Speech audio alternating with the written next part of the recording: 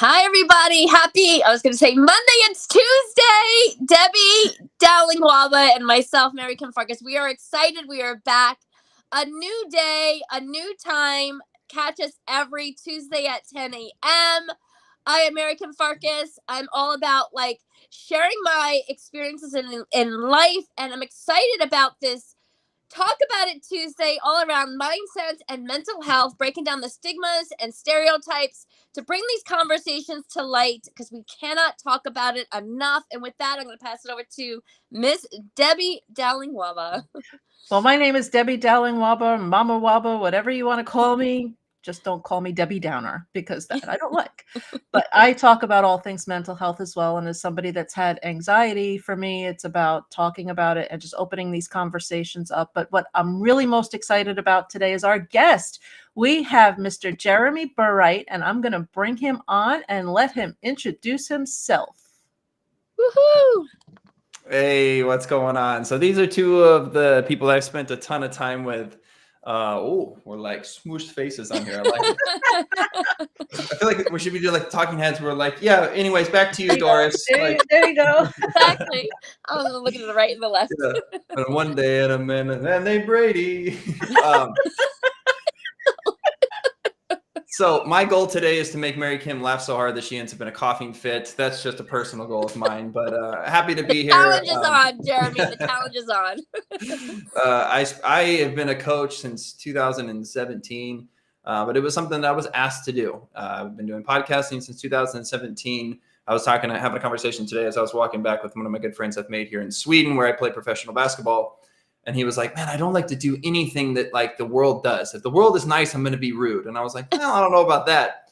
But it was like when I was doing podcasting and everyone started to do it in 2020, 2021, I was just like, I got to find something else. I got to figure it out. Clubhouse showed up. But I am a coach, speaker, whatever you want to call it, athlete. I don't really believe in labels. I believe in being a human being. It's where the most power comes from. It's where people actually vibe with you when you're talking. It's where jokes come from. It's where love comes from. Everything comes from being a human being, not from being like, oh, I am so-and-so. So super excited to be here. Love spending time with MaryKim. I haven't spent a whole lot of time with Debbie, actually, at least on Clubhouse. So I'm excited to maybe get to know her a little bit better today. So thank you for having me. And mental health is really important. So I'm glad to be here. Awesome, Jeremy. We're excited for you to be here too. And so I have a question. So how did you get into being on a travel team? I don't know if it's called a travel team with basketball. Has that been like your passion? And then also you also talk about a lot of interpersonal skills and sharing about your journey of growing and learning. So we really want to kind of dive into that and like that mindset of, you know, being across the world and your family's here. Like, how did that all like come to play? It's been a long journey, to be honest, because I started out as a mostly baseball player. I play professional basketball now, but I was one of those kids that just wanted to do something at all times. Like if I came home and I was muddy, a little bloody, with a decent story, that was a pretty good day. And growing up in Oregon, it was constantly like raining. So it wasn't just that normal mud. It was caked on for my mom to have to wash off in the washing machine, which she loves. I know she misses that. I actually get to go home and see her here next Thursday. I feel like I need to dirty a couple things up just for her sake and be like, Mom, I need you still. Can you do this? You know, trying to be a good son still. But I was the kind of kid that like my father got injured when I was 10. He was paralyzed. I'm going to say this in a light way as of right now, because it's not the point. But he couldn't walk, couldn't talk, and he stopped being my father as I knew him. He was forced to be in a nursing home. I would go back outside like I always would and would just stay out there doing whatever, picking up sticks, making a little fire, playing basketball until I couldn't see my hands. I just wanted to probably distract myself at the time. But it turned into this journey where people have asked me over time, they're like, you're good at bowling. Like you've never bowled and you can go bowl left-handed and bowl a 212. Like you play golf and you pick it up in 5 minutes. I was constantly doing something and I was constantly not with people. So I wasn't like, I was always working on some sort of skill. So even when it comes to like, I speak 5 languages now, I do a lot of things because skill acquisition is easy for me. But it's because when people were partying in high school or when people were being friends, I didn't even know how to make friends then, in middle school and high school, I was doing some sort of skill, whatever that looked like. And so it's taken me on this journey where I've spent a lot of time alone in gyms and thinking about myself. And then I was thinking about how this skill came to be, all the mistakes and all the excuses that I've made over time, all the ways that you don't want to do something when you're an athlete or when you're trying to do something that's disciplined for those listening to this. And I was like, man, I think I've kind of cracked the code on human beings. And to top it off with, I had to learn how to love my family appropriately. I had to learn how to get through trauma by myself with little help. I've had some great people that came along the way late. But I was like, I understand you. So I can look in front of somebody, no matter what their background is, no matter what they're going through. And I remember the first person I ever helped was someone that had like kind of trauma from like a step parent. And I was like, I know I can help you. Changed my mind. It was like, basketball is not the most important thing. Skill is not the most important thing. It's being a human and loving people. So it's all encompassing, but that's when I step on the court and that's when things go well. And this last thing I'll say to pass it back, because I want a little dialogue. It's like, I know when I'm having a good game, when I'm talking to my opponent, I'm having a great time with them. I'm like, bro, you should have cut back door and dunked that one. Hey, no, if I step too high, you got to cut in the middle of a professional game because he's a rookie and I know I want to teach him something in that moment. That's when I know I'm being Jeremy. When you're being you, whatever that looks like across the board, that's when you're going to be successful. It doesn't have to be a label. So I said a lot, but I'll try and pass you the mic back. Well, I love that. And, getting the skills and just developing yourself, that's amazing. And when I was like 12, 13, my dad started with, he had something very similar to MS, and it was a progressive thing. So, you watch somebody you love go from being able to walk to then almost that he was wheelchair bound. And it's hard as a kid. And I think that vicariously I played a lot. Well, I played sports because vicariously he was still being able to play sports and do that through me. And I loved playing sports. And I think that was a big part of my development as a younger child, of having that discipline and being a part of sports and just knowing that I had to learn new skills. And I was the only girl on my soccer team, and it didn't bother me because, I wanted to play soccer. And the only way for me to play was I was the only girl. Ironically enough, like I played softball and I love baseball. My boys all got into soccer. So I feel your mother's pain about the mud, but my thing was the grass stains because, oh my goodness. Oh my goodness. Yeah. I love it. I was not into sports. Like, forget it. No way. I'm just not doing it. But I did write. I was like a big journal person even back in the day. However, my son, he plays soccer and he's really like gotten really good at his skills with dribbling, but also he plays a mean bowling game and a mean golf game. He's won like prizes doing golf. I'm like, I don't even know how. But I wanted a story about stains or in sports. So when Desi does soccer, they use this field and sometimes there's a lot of geese around. We've had one time his shoes full of geese poop. Like, so yeah, not the clothes, but the geese poop on shoes was a hard thing for this mom. I will take the mud and the grass stains all day long over geese poop. Me too. So Jeremy, I really think that we've all so I lost my parents at the age of 12. So it seems like we all had like some kind of shift within our parent figure in our lives at a very young age. I know how it's impacted my life and changed the perspective of what for me was really like life is really lived in seconds, because it really takes 1 second for a baby to take their first breath and 1 second for someone else to lose their last breath. And so it gave me a big perspective at an early age that I really didn't understand fully until later in life. So I'd love to share, like, Jeremy, what was like kind of a lesson that you may have gotten from your dad's diagnosis that maybe you didn't understand earlier, whenever you understood it? And then Debbie too, like, what did you learn from that loss of your parent, who they were and how they functioned to their diagnosis? Well, actually, again, that same friend that I was spending time with today as I'm getting ready to leave, it's a priority of mine. We were talking about that. And one of the things that he actually brought up that I think is a better way of looking at it than even how I could explain what I was going through at the time is he's crippled and he's a small person. So he's like 4 foot tall, but he's embraced it his entire life. He had 5 older sisters. And one of the things that he said today as we were talking about just mindset and certain things, he was like, I just don't care what anybody thinks. And I was like, it's interesting because you probably had to deal with that at such a young age. At like 5 years old, kids are honest. They're looking at you and be like, oh, you're small. And he's like, of course. And I'd be like, yeah, I know. What do you want to? He's like, well, I can't do anything about it. And he's got a little bit of a British accent, even though we're in Sweden, which is kind of funny, man. But it was like, man, I was like, it's interesting because I feel like when something happens at a young age, you're given a gift that other people don't get to understand until later on in life, which is like the input of somebody else means nothing. But also, if you can get that like embracement of what's truly important at a young age, it's like love, care, friendship, big moments, like striving towards something that's actually going to be meaning and fulfilling versus this short-term BS that people try to fall into. So I feel like that's what I was looking around at high school, when I was like, man, these guys are going to like, I didn't know what a party was. And I was like watching people talk about these things, and it was like it wasn't even on my antenna.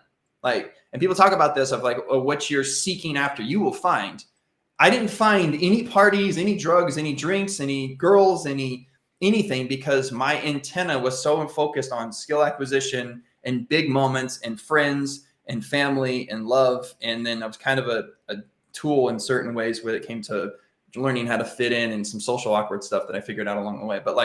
That's all my antenna was focused on. Once it switched, that's when I lost Jeremy. So there was a period of eight years maybe or so where it's like the lost years where I was trying to fit in. I was not cool at all. That's why I was kind of a tool. That's why I didn't really have friends. That's why I didn't have the moments that I wanted to. It's why I was failing in sports, even though I was still okay because I spent so much time in my childhood working on them. But there was lost years, and that's where I see people too. But anyways, to answer your question in a long way, it's like the things that happen to us in a young age is important, but the antenna of what we're paying attention to, that's what's important, because people have the same thing happen to them. There's other people that have lost people at a young age too, that went the other way because that's what their antenna was looking for. So I don't think it's necessarily what happens to you. It's like what you're paying attention to, you will find if you look hard enough. So true. So true. Absolutely. For me too, I was okay. I grew up in a very, very small town in Florida, and you only knew this town existed if you actually lived in the space. Otherwise, that's how small it is. And I was cool just hanging out with my girlfriends. And we actually like decided one day, let's go to one of the cool parties, right? We would hang out at the local McDonald's to see like who's hanging out where. And I was like, all right, I'll go, right? I was like, this is what you people do, like stuff in the bathroom and all this stuff. I was like, I can't even be bothered. Like, it wasn't even on my radar. It wasn't even part of my antenna. I was just like, I don't even know if I even knew what my antenna was back then, but I was like, I'm not impressed. I don't need to be drinking. I don't need to be smoking or like any of that stuff. So it is true, like your antenna, like what are you focusing on? So I can resonate with that for sure. And for me, it was, I can remember going to places like I'd go roller skating with my friends, and if they got, because they had with the roller rink, and if I would get there and they started doing things that I didn't like, it was, I'd call my mom and come and get me, please, because I just don't like what's happening. And I've always been that way. Even to this day, if I go somewhere and I don't like what's going on in my location, I leave. I don't keep myself in those spaces. And I think that's so important, especially when you're in a growth mindset, that you have to keep yourselves out of those spaces that may bring you down the bad path that you don't want to get on, because it does derail you and it does bring you in a direction that you got to come back from the other side. And sometimes that's not that easy. Absolutely. What was I going to say? I totally drew a blank. Well, I'll tap onto the end of that, because I was kind of leading into the lost years. Yeah. I don't miss being lost at all. I'll tell you that much. Someone asked me a question on another interview that I was doing. They're like, if you could live in any of the countries that you've lived in, which is 5 or 6 at this point, they're like, where would you put a home? And I was like, in me. Like I have to be able to build a home in myself, because the only thing that's going to be constant in this world is change in your career, change in relationships, change in your diet, your circumstances, everything. But as I've built a home within myself over the past 2 years, actually, especially, it's been like foundational. I've come into a new place. I'm going to create the same friendships. My antenna's set like at the top of my home. I know what I'm looking for. It's not hard to find it. And it's great to see the fulfilling moments that happen. It's great to see the kids that I get to mentor, the places that I've been able to go into other cities and train 14-year-olds and work with their coaches. And now they want me to come run a camp next year. If I was focused on the other things that I was for those 8 years or so, I don't know I don't know what this experience would have been like, but probably a lot of failure, probably a lot of frustration. So the lost years are tough when you get to that point. But the cool thing is when you're lost for long enough and then you find the other side, you know how to actually help people get out of that. So I think that's a huge blessing that happened. Jeremy, that's so powerful. Like home being within you, right? And when I found myself like literally coming home, like, who am I back in my early 30s? I was lost. I was like, who is this person? Like, I don't believe in any of the things that I've been doing. Like, what's going on? And I didn't realize it was all about just wanting to be seen, heard, feel loved, all these things from my childhood, and not really knowing that language, right? We didn't talk about it like how we talk about it now. Like, that's 20 plus years ago. So it was like a new thing, but going through that journey, it was several years for me to be like more of who you see today, because I decided at that time, like, to find who I was. And for me, I learned so much that I was looking for validation. I was looking to just be seen, right? I really had like the middle child syndrome, being a middle child, and going through that journey, I know what it takes to get there, right? We hear people sometimes saying like, oh, you could just get through X, Y, and Z by just exercising, or, you know, do yoga. Those are just tools. If you really go through that, and to me, it's like a metamorphosis transformation. It's uprooting all those things to really own it, to really look at it. And it's not easy. It's not a one-time, like, okay, check, it's done, because it's a continued process. So I love that you shared that, because being happy within myself is what I learned. Like, it is my responsibility to be happy, not external things, not this relationship, not this job, not this child. I have to be whole and full and happy within me in order to receive from others abundantly. And so that was like one of the big things I got at it. And then when you share being home with yourself, that's, how are you home with yourself? Like, that's so powerful. That was very powerful. And it's so true. And that I didn't learn about all this stuff till I was in my late 40s and COVID hit. And I think that COVID was the best thing that happened for me, because I got to take a step back. I wasn't going to soccer practices and we weren't in the normal routine. And I had a chance to really sit and say, okay, like, without all that, who am I? Because I really didn't know who I am. Like, I was this one's mom. I mean, I have 6 kids, so I was this one's mom and the chef and the chauffeur, but where was I in all that? And I love that you said home has to be within me, and that really just hit hard. And I also want to go back to something you said earlier that I don't want to miss out on, the fact that you said when you're playing an opponent and you know that they're a rookie and you give them advice, that's amazing, because how many people will give an opposing player advice on something while they're in the midst of a game? That just speaks volumes to your character. And I think that that's an amazing thing to do, because in that moment, you're teaching somebody something that they're going to take with them for the rest of their life. And I absolutely did not want that to go unheard. Well, let's take this a step further, because you take that into the business world. If we are who we are repeatedly, my upline. So I started in like a multi-level marketing, which was worldwide. It was through Amway at the time. But what it was is it gave me a chance to learn what the business world was like. It was such a great opportunity for me. I took it and I ran with it. I was like, okay, any vehicle that I put my mind into, I'm going to be able to figure it out. And so I did 100 meetings in 1 year, where I sat down with someone from across the way. And like, my mentors were just like, what the heck? Like, how in the world have you sat down with 100 people? And I was like, well, because this is what I want to do. Like this, I want to try and make this work, get this going in 2 years, and then I can go back and play basketball again.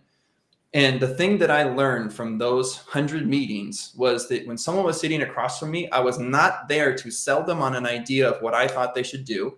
I was there to embrace them exactly where they were and teach them something that I have learned in my crazy life, that everything had happened that could benefit them. Even if it was just networking, even if it was just loving someone in front of me, if it was figuring something out with their parents, because someone's not going to have success in the business world if they have so many background things going on, like a computer. They're not even going to be able to talk to the person in front of them. They're not going to be present. So it'd be so funny, because I was 35 minutes into a first touch, if you want to call it that. I didn't care what I called it, but that's what they called it. And in that 35 minutes in, someone's like, wait a minute, is this worldwide in Amway? And I was like, yeah. And he's just like, oh man, you know what? It's really interesting that you're so good at making something seem so personable and friendly that I got this far before I knew what it was. And I was like, thanks. And because I thought about it, I was like, dude, I don't care. Like, because I would help people that were doing essential oils or some other kind of business. I'd be like, oh, I was like, this is really cool. Let me show you how to like make first impressions. Actually, the two of us can go out and I can teach you how I get into conversations with people naturally throughout the day, and then find a way to bring things up that's going on in their life and in my life. And it was like, it was so interesting to me because I wanted to just help the person that was in front of me. I didn't care if they joined my business. I wanted to be friends with them. I wanted them to succeed. And then I had success. I had 6 people launch within a year. And eventually I was like, this isn't what I want to do. And I went back and threw myself back into basketball with the same mindset I had learned from those 100 meetings, the same mindset I learned from the books that I read, that I learned from my mentors, that I learned from the people that I talked to. I was like, that's what I'd been missing. Some form of mentorship, some form of direction. But I can take the same thing and bring Jeremy into the basketball world. And things got much better from that point forward. And yeah, I love that. I really believe through my journey, Jeremy, exactly what you just shared is how much our interpersonal skills, the things that we've worked through, really do affect not only our life, it really affects our business life, right? Because it really can hold you back, and those skills do bleed into one another because we're one and the same as people. But it's what you shared in the beginning when we opened up the platform is, what is that human connection, right? We're human beings first. And how are we choosing to make decisions and live in this world by impacting another person, right? Like, powerful. Yeah, and you know, you said something that was important too, because you were talking about the business world, and oh Lord. Anyway, so you're talking about the business world, and you know, like I work with people with anxiety, but I recently has switched my skills over a little bit because of just focusing in on my inner self, and so being creative in that, and having to build my websites and my own websites and that. I just stepped into that world so that I can help people there, but I don't even tell them what I do because it's more to me about the connection than anything else. And then I wait for them to ask, and when they ask, I will tell. But it is about those connections. And like you said, you had that whole conversation, and they had no idea what you did until you got to a certain point. And that, I think, is what is so important, is that we make sure that we're focusing on people first. How can we help? How can we serve? And then the rest will come. I had a client, before we get to maybe the next topic of conversation, I had a client ask me like 2 days ago. They're like, you know, it's so interesting, Jeremy. I had this full idea of who you're going to be as I did my Google research. And I'm proud of my Google research and be able to figure out who someone was. He goes, I had no idea. And he's like, maybe, you know, you could improve your brand online with this, this, and this, with like your speaking and things that you do for people. And I was like, I kind of like that. I kind of like the fact that if you Google me, you're going to see my basketball highlights, you're going to see other things. And like on the surface, I may just look like an athlete. Cool. That's fine. Because if someone actually wants to take the time to get to know me, they will know how much I want to focus on somebody and build them up and lift them up. I don't want 50 clients. I don't have the time for 50 clients. I have the time for about 4-ish at a time. And that's it. And then I've been starting this group Bible study. And maybe I'm going to meet up on Fridays or something like that. And then maybe I can do some coaching that's like group work that I've done on Clubhouse since forever anyway. So, but it's like, I kind of like the fact that people don't know who I am. And then they get to decide in the moment as I'm having that first phone call with them. And they're like, oh yeah, I do want to work with you for sure. It's like, cool. But I don't care that you don't know who I am before that. I love that. So it goes 2 things. One, being in the corporate world at 19, right? A lot of judgment. 1, I'm Asian. 2, I'm not patting myself on the back, but more attractive, right, than some other people. People assume automatically that you are not smart in the business world a lot of times in a lot of companies because you're a female, because you're Asian, mixed race, because you're they don't really think that you're actually smart, that actually can do the job, right? It goes the same with my child. I have a 11-year-old boy with Down syndrome, so he's put into these labels, into this box, based on what they heard about children with Down syndrome, the stigmas, the stereotypes, old stuff from the 40s or 30s, even the 70s, actually, where they were institutionalized, right? And it's bringing these conversations like, well, you don't really know someone based on what, don't judge a book by its cover, that infamous quote, right? And we do it automatically, even when we aren't that type of person, right? We kind of just assume in general, as protection possibly, or just awareness, without really knowing the person. And that can be very dangerous. And so going back to experience, I was a stay-at-home mom for 20 years.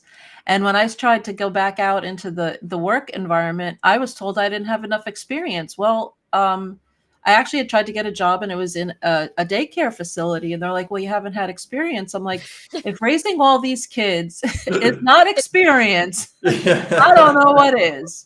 And the thing is, I have an education. I have a bachelor's in psychology. I was halfway through a master's in special education / elementary education. What more experience do you want? I mean, I had everything there, and I was like, okay, well, sorry. And that's when I realized I have to do my own thing. So good for you. That's wild. I was going to say, I'm kind of waiting to see if we're going to transfer over to other topics and stuff like that. I've known this first time being on the show, but I did have a follow up with that too, because it's like, that was one of the beauties of the COVID era in Clubhouse, because it was like the first time where people could only hear someone's voice and they'd be like, do I respect this person based off of what I'm hearing, based off the vibe that I'm feeling from this person versus what I'm seeing directly. I feel like that was a pretty big shift for a lot of people. And then even with like silly stuff like Love is Blind and other stuff, random things that I feel like happen in the world today. It's like, can we get to a point? It's a prayer that I've used a lot in my own life is, I want to see what God's salvation, I want to see what his viewpoint of the world looks like through me. And then pray for that. I was like, I want to see your salvation. I want to see your view of women, your view of relationships, your view of business. Like, show me your view, because I know the way that I looked at the world for a long time. And number one, it didn't really work. But number two, like, it's shallow. It's not obviously going to be anywhere near the way that you looked at the world or where Jesus looked at the world when he was here. And so it's just like that's such I want to see that. And I feel like what we can do is we can be fishers of men and women, of course. But it's like, that's been a huge key point for me lately, where it's like, no matter what someone looks like, no matter what they're talking about and what they're maybe even driven by, or some of the choices they make that I may not agree with personally, if I can put them all in a net and have that big Friday group that I work with, Jesus said, bring men of all kind, and then let me decide, let me sort through it. But it also gives them a chance to be around a group that they may not have ever been around, that shows them love for the first time, that shows them like, I'm going to look at you and I don't give two craps what you look like. I don't care if you're attractive. I don't care if you're ugly, like, or, remotely or judgmentally ugly or opinionatedly.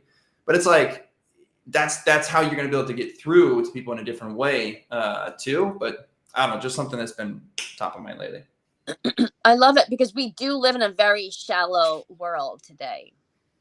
One, social media, right? That comparison, these clouts, even on, so any app, right? No one's checking your bio to make sure that, Debbie actually did get her bachelor's, right? And people put these titles and these things and these experiences, and we know some of them are full of BS, right? And so we do live in a very shallow world, basically like, is your Instagram feed pretty?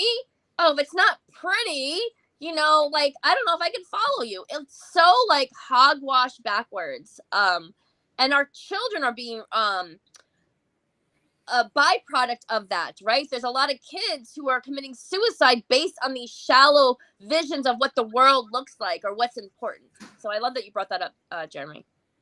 Yeah, and having teens, it's hard, and it's just, you want them to go in the right direction, but with all of this social media and the easy access they have to this, and showing, this one has this and this one has that, they can always get stuck in that. Well, why can't I have that? Well, guess what?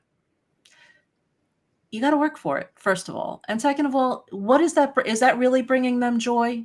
What brings you joy? Go into what brings you joy. If you're not happy on the inside, there is going to be nothing that comes from the outside that is going to make you truly happy. It may appease you for a few minutes, but that's it. So, do you understand, Jeremy? Yes. I feel like I should look right to the comments too. Be like, yeah.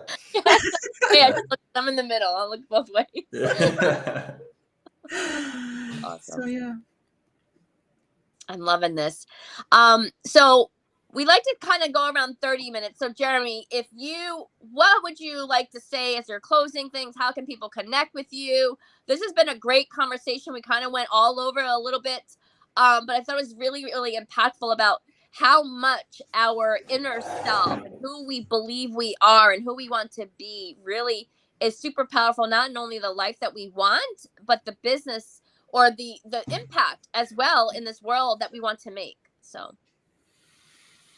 as you guys have heard me on Clubhouse, the two of you speak a lot about, it's the truth. And there isn't necessarily your truth. There kind of is, but for the most part, like there is a truth. And that's it. And there's so many times where throughout the day, for the people that are watching this, I have a challenge for you. If you're telling a story that's either from your past or from the things that happened today, and you make the slightest change on what happened, I want you to redact that in that moment. And from a Christianity point of view, it's like getting quicker of your feet walking away from evil. Because there's a lot of gateway decisions that we make that are small that lead us to the big decision. There's a lot of gateway sins that we make that lead us to the bigger sins that are actually going to impact your life in a negative way. And on the flip side, there's a lot of small things that you can do today that are living in a righteous way, living in a way that's loving and kind, that's going to be beneficial, that'll also lead to the big, huge, fulfilling moments that you've always wanted. So those small decisions are huge. And to the point, and I'm going to tell this tiny story, maybe two tiny stories. When I step into a new city, there's a way that I live my life. And as I walk from here to the gym, which is about a 10-minute walk every single day in this beautiful little town, if I pass by the trash that is left, it frustrates me from these kids that live in this town, and I will pick it up, put it in my pocket if it's not too gross, or find a way to go throw it away. And this one day, I walk past it sometimes. Very rare, but I walk past it sometimes. And this one day, I was like, oh, I'm in a hurry. I'm 100 feet past it and up a hill. And I am arguing with myself if I'm going to walk back and pick up this one piece of trash.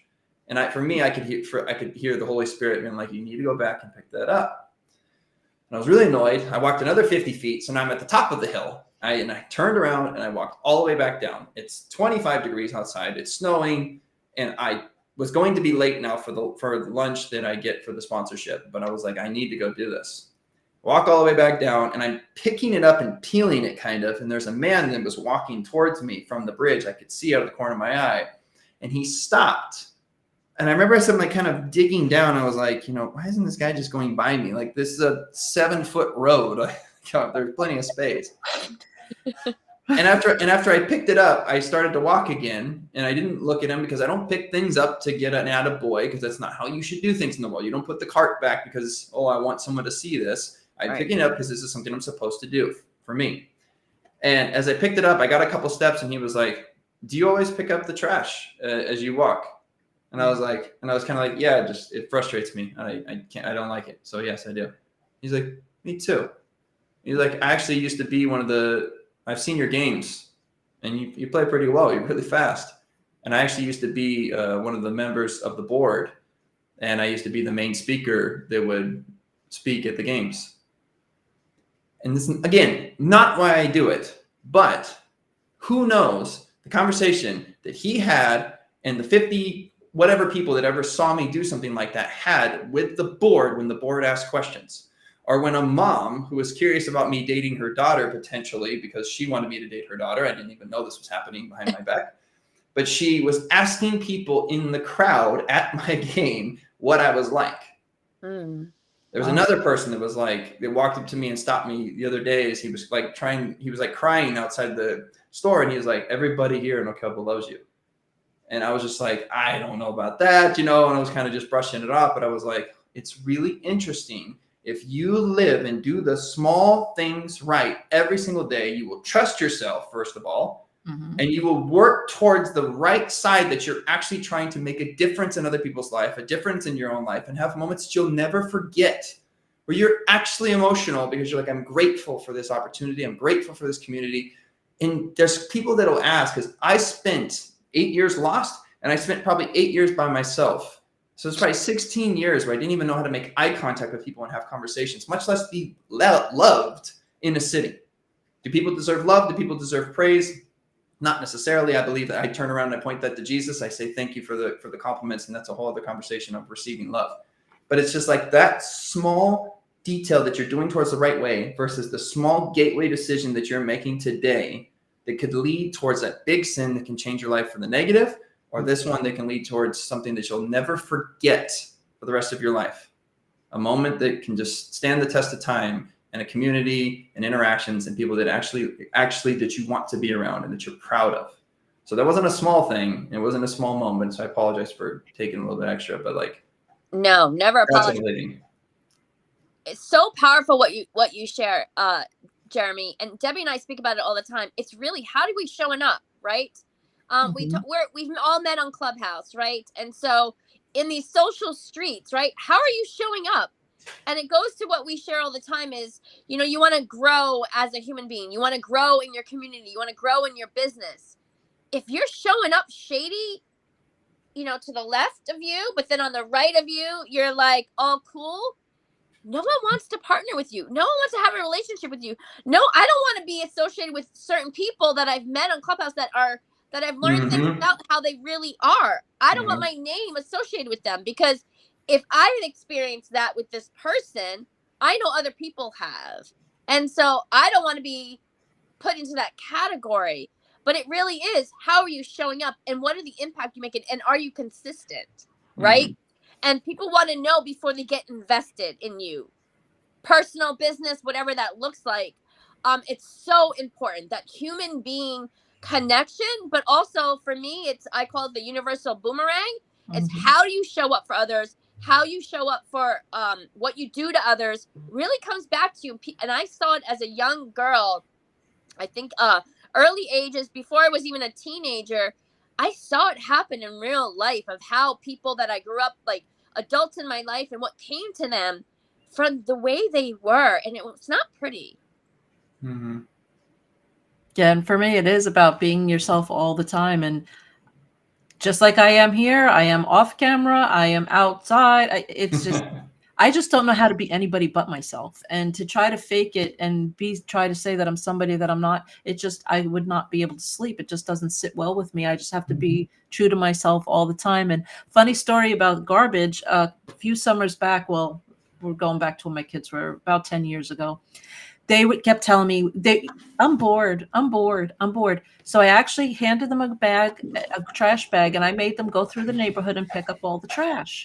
Yes. And the next day they're like, we're bored. I said, you're bored? Because I have a whole list of things for you to do. No, we're not bored anymore. So but they learned a lesson in that. They learned the lesson of, you know, it's not nice to pollute. And my kids don't litter. And I think it was because of the fact of me making them go out and pick up that garbage that they just saw that, why would people do this? Like, why are you throwing your garbage on the ground when you can hold it in your pocket, wait till you get to a garbage can.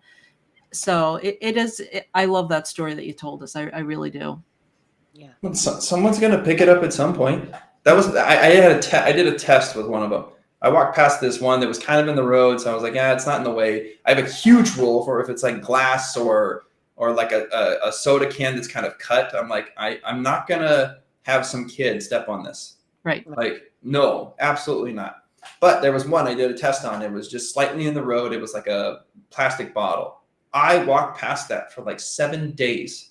And I was like, man, if I didn't pick up the trash, what would this place look like? And so it's like, I'm glad that you and your kids do that, because I feel like there's just that moment of someone's going to pick it up at some point, or it's going to get blown into the river, which is so beautiful here. Or I just don't know. It's just a no for me. It's an ick. Yeah. And we actually lived in front of a lake, and a lot of people were throwing their garbage out along the lake. And I was like, it's going to be floating. And then what about the animals there? So, it does go to that, how many times are you going to walk by it before you pick it up? Yeah, it's wild. Ick. I love it. This has been amazing. And I didn't win that challenge. I just coughed. Jeremy, you won the challenge. It wasn't me that made you laugh though in that part, so that's okay. Yeah. I kind of lost. A lot shorter than it's been for the last week, but so anyways, it just came up. So this has been an amazing conversation. Thank you, Jeremy, for adding value to our platform and to this audience. Definitely. How can people follow you? And if you have anything coming up that people should know about, please, we'd love to hear about it. Yeah, so I'm headed back to the States, and I'm not sure what my next spring and summer might be like with basketball, but I'm doing group meetings now.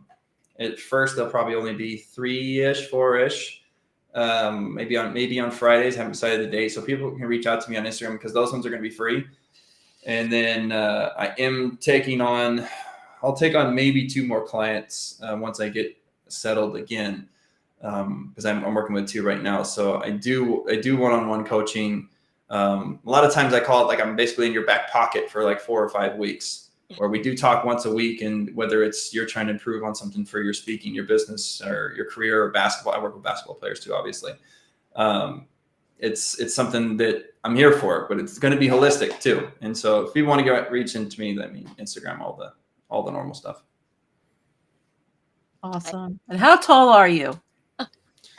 Let's see what's behind me. So that door, I'm probably close to it. I don't know. Let's see. So what's that frame, like 6? So like, I'm 6'6". Oh, wow. Yeah. My Not super tall, which is great because I feel like that'd be awkward for my if I ever do have a relationship. Well, hello, I'm back.